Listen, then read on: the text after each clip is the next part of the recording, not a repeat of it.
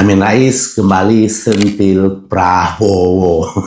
Teguran lembut yang terdengar seperti sindiran keras untuk istana. Halo warga, apa kabar? Sehat-sehat ya? Pak Amin Rais kembali lagi menjadi sorotan setelah sebuah potongan videonya beredar luas di media sosial. Dalam video tersebut, Pak Amin Rais menyampaikan sejumlah masukan kepada Presiden Prabowo Subianto. Nada bicaranya tenang, bahkan terkesan bersahabat. Namun isi pesannya justru terasa tajam dan mengandung kritik yang sangat sulit untuk diabaikan oleh istana. Teman dekat Mas Prabowo, saya lewat video ini ingin urun rembuk. Sekalipun saya yakin sudah cukup banyak para tokoh, pengamat dan jurnalis yang sudah memberikan kritik dan masukan dengan cara mereka masing-masing.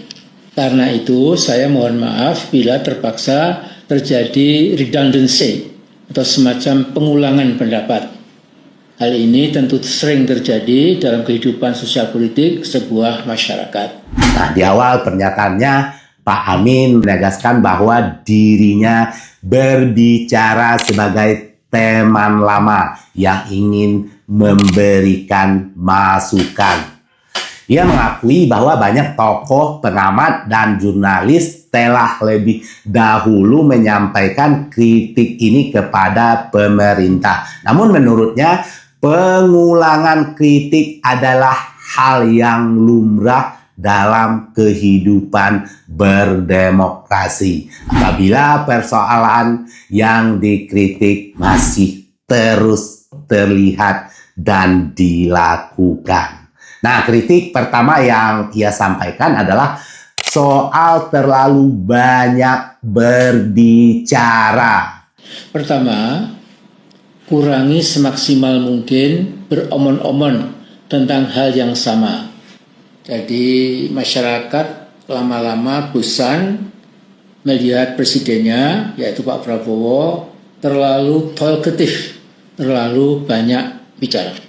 Menurut Pak Amin Rais, Pak Presiden Prabowo sebaiknya mengurangi semaksimal mungkin omon-omon dan mengulang-ulang pernyataan yang sama. Bahkan ia menyebut masyarakat bisa bosan melihat pemimpinnya terlalu banyak berbicara atau terlalu diulang-ulang. Bahkan Pak Amin Rais menyindir adanya semacam demam panggung, yaitu kondisi ketika seseorang begitu melihat mikrofon langsung muncul keinginan untuk berbicara panjang lebar. Jadi hindari penyakit semacam demam panggung, seperti seorang yang tiap kali melihat mikrofon atau loudspeaker, pengeras suara, lidahnya dan mulutnya gatal, ya, ingin segera secepat mungkin bisa merebut loudspeaker, pengeras suara tadi, dan asyik berpidato, lepas didengarkan orang atau tidak, lepas pidatonya bermutu atau tidak, tetapi merasa puas karena sudah mengumbar omongan tanpa kerangka, bisa geladrah ke sana kemari. Ini masukan saya. Sindiran ini terasa menohok karena menyentuh sesuatu yang sering menjadi pembahasan publik. Rakyat hari ini sesungguhnya tidak kekurangan pidato. Yang mereka tunggu adalah hasil. Sebab harga beras tidak menjadi murah karena pidato yang panjang. Lapangan pekerjaan tidak akan bertambah karena kalimat yang berapi-api dari Pak Presiden Prabowo. Dan daya beli masyarakat tidak akan pulih hanya karena optimisme yang terus diulang-ulang dari atas podium. Rakyat mungkin menikmati pidato itu sekali atau dua kali. Namun jika kehidupan mereka tidak berubah, maka pidato yang sama lama-kelamaan seperti terdengar kaset lama yang diputar berulang-ulang. Kritik berikutnya menyasar gaya kepemimpinan yang kerap diperlihatkan di depan publik oleh Pak Prabowo Subianto. Pak Amin Rais mengingatkan agar Presiden tidak terlalu sering menggebrak-gebrak meja atau podium ketika saat berbicara. Menurut Pak Amin Rais, tindakan itu mungkin tidak menjadi masalah ketika masih menjadi Komandan Kopassus atau Panglima Kostrad. Namun sebagai Presiden Republik Indonesia, sikap tersebut dinilai kurang tepat karena dapat mengurangi wibawa kepala negara. Meja yang digebrak tidak akan membuat harga-harga barang turun. Podium yang bergetar tidak akan mempercepat pembangunan, dan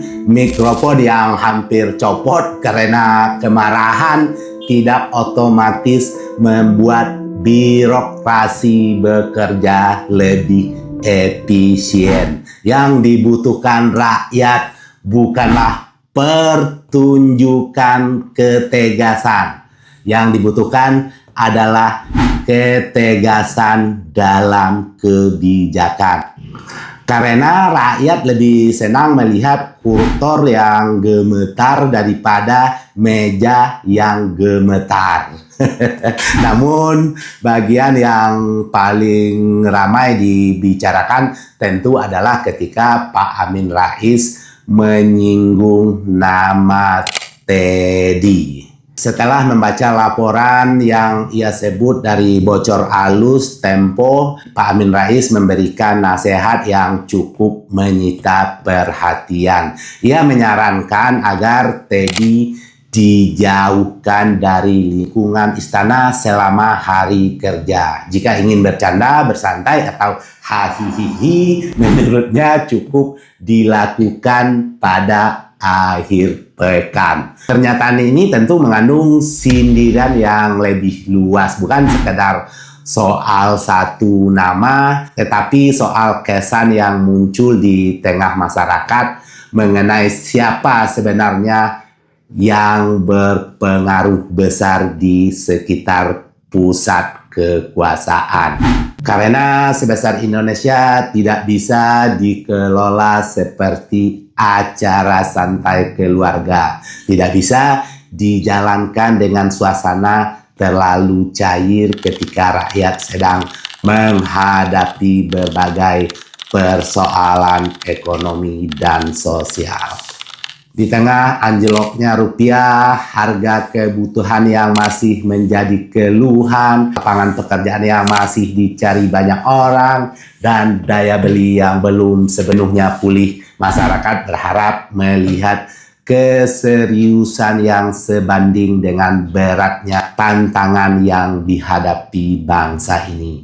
Pada akhirnya, terlepas setuju atau tidak terhadap kritik Pak Amin Rais, ada satu pelajaran yang layak kita renungkan. Kekuasaan tidak diukur dari seberapa keras seseorang itu berbicara. Tidak diukur dari seberapa sering seorang itu tampil di depan mikrofon. Dan tidak pula diukur seberapa kuat orang itu menggebrak meja. Kekuasaan sejati diukur dari manfaat yang dirasakan rakyat. Karena ketika jabatan berakhir, rakyat tidak akan mengingat berapa banyak pidato yang pernah disampaikan. Rakyat akan mengingat apakah hidup mereka menjadi lebih baik atau justru semakin berat. Sebab sejarah tidak mencatat siapa yang paling sering berbicara dan gebrak-gebrak meja. Sejarah hanya mencatat siapa yang paling banyak bekerja untuk bangsa dan negara. Dan semoga kritik-kritik Pak Amin Rais ini didengar oleh pihak istana. Terima kasih. Ketemu lagi di cerita berikutnya. Assalamualaikum warahmatullahi wabarakatuh.